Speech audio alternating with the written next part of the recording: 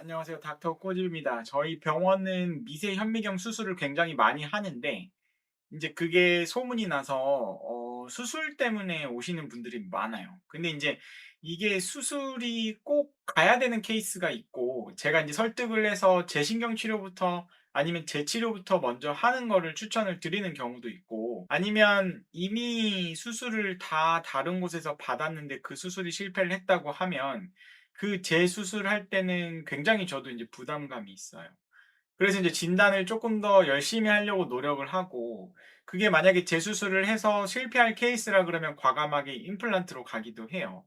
근데 이제 요즘 제일 문제가 되는 게 치아가 수직적으로 뭔가 금이 간 경우, 치아가 수직적으로 파절된 경우들이 너무 많아서 근데 이제 그게 진단할 때 뭔가 진단이 제대로 되지 않고 초기 상태라 그러면 저도 놓치는 경우들이 있거든요. 이 환자분 같은 경우에도 치료를 제대로 한다고 하는 곳에서 받았고 심지어 치근단 절제술까지 다른 곳에서 받으셨는데 거기에 염증이 재발해서 이제 뽑고 임플란트밖에 방법이 없다고 했는데 혹시나 해서 저희 병원에 오신 거예요. 그래서 이제 그 환자분은 어떻게 해결을 해드렸는지 한번 꼬집어 보도록 하겠습니다.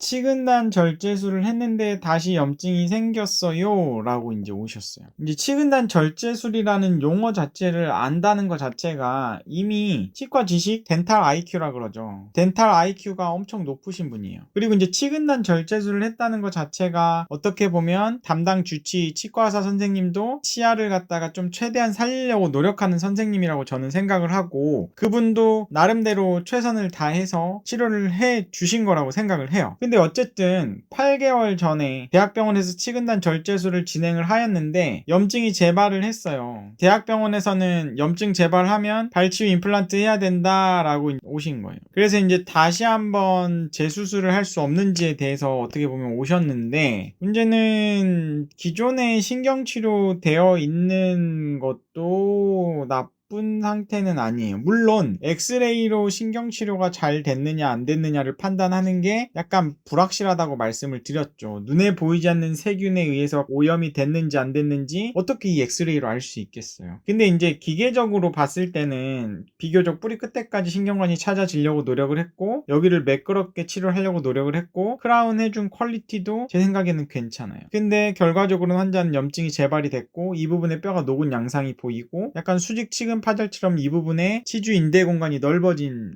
범위가 보인단 말이에요.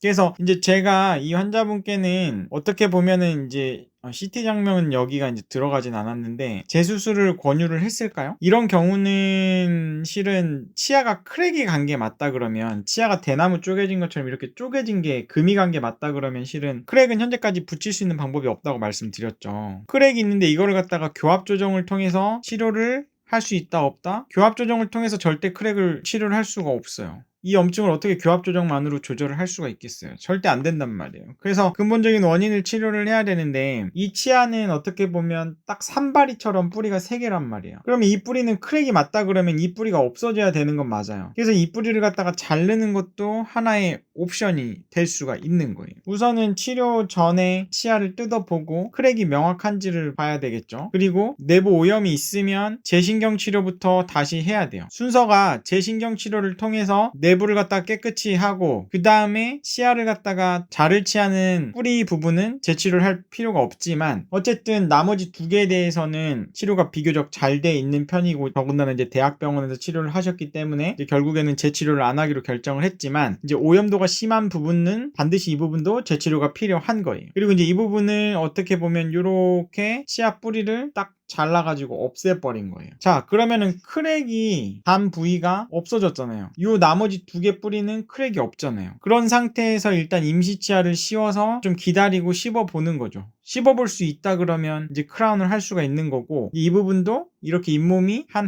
달 정도 기다리면은 잘 치유가 되는 걸 볼 수가 있어요. 그래서 크라운을 갖다가 이렇게 제작을 해준 거예요. 위에서 봤을 때는 감쪽같이 보이지만 이 옆 부위가 굉장히 잇몸 안으로 깊숙이 들어가는 지르코니아 크라운을 디자인을 해준 거고, 이 부분의 뿌리 부분이 없어졌죠. 근데 지르코니아를 이렇게 씌워주고 이 부분에 뿌리가 없는 부위가 있기 때문에 그 부위에 갖다가 교합을 갖다가 조금 낮춰서 사용을 하면 또 쓸만해요. 근데 많은 분들이 그래요. 그러면 이거 뽑고 임플란트 해야지, 이게 대체 얼마나 쓰냐, 이렇게 해가지고 얼마나 쓰길래 이런 치료를 하느냐라고 이제 궁금해들 하시잖아요. 이런 분들 같은 경우에는 환자분의 캐릭터를 봐요. 뿌리가 3개가 있던 게 하나가 잘려졌으니까 2개 뿌리로 기능을 하면 아무래도 부족하겠죠. 근데 이제 그 치아를 조심스럽게 내가 식사를 할 수 있고 관리가 되시는 분들 같은 경우, 그리고 비용이 얼마 들더라도 내 치아를 최대한 쓰고 싶다고 의지가 강하신 분들은 제가 살리는 옵션 쪽으로 해드리고, 저도 얼마든지 이거를 뽑고 임플란트 하는 거에 자신이 있고 좋은 임플란트 결과를 만들어낼 자신이 있기 때문에, 불확실한 상황이 싫다, 나는 관리하는 거 귀찮고 자주 치과도 못 오고 그냥 확실한 게 좋다고 하면은 발치유 임플란트, 발시직진 임플란트 가시면 얼마든지 만들어 드릴 수가 있는 거예요. 근데 이 환자분은 살리고 하는 의지가 강했기 때문에 치료 후 1년 후 팔로우 받는데 이 부분은 뼈가 완전히 이제 생겼어요. 이제 발치하면서 뼈 이식까지 해줬기 때문에 완전히 생겨셨고, 크라운 하신 부위도 아무렇지 않다, 잘 쓰고 계세요. 자, 2년 후에 또 오셨어요. 이제 2년 후에 오셨을 때 보면은 이제 이 환자분 같은 경우에는 딴 데서 다 뽑고 임플란트 하자 했는데, 어떻게 보면 우리 병원에 대해서 신뢰가 생기신 거라서 이제 다른 치아 부위도 문제가 생기셔서 또 신경치료를 잘 하셔가지고 굉장히 난이도 있는 신경치료인데 잘 끝내서 또 이렇게 마무리를 해드렸고, 근데 이 부분은 전혀 문제가 없다는 거죠. 자,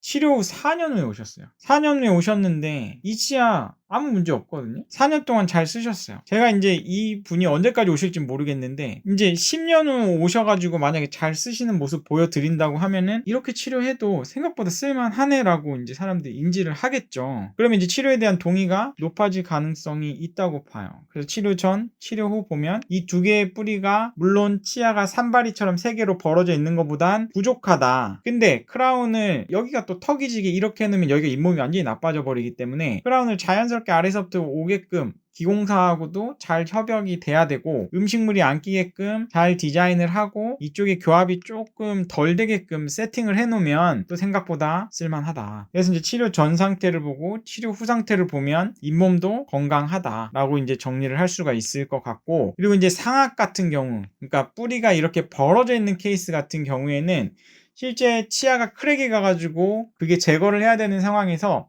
그 뿌리 하나만 잘라버리는 치근 절제술이 좋은 치료의 옵션이 될 수가 있어요. 그래서 이거는 전문가가 판단을 하고 환자와 전문가의 신뢰가 있는 상태에서 치료가 진행을 해야 성공까지 갈 수 있을 것 같고, 앞으로도 이런 케이스들이 잘 사용되는 모습을 제가 계속해서 보여드릴 거니까 잘 보시면 될 것 같고, 이 영상이 도움이 되셨고 앞으로 10년 후 더 길게 이런 치아들이 사는 모습을 보고 싶다고 하시면 닥터코지 좋아요와 구독 해주시고요. 알림 설정도 부탁드립니다. 감사합니다.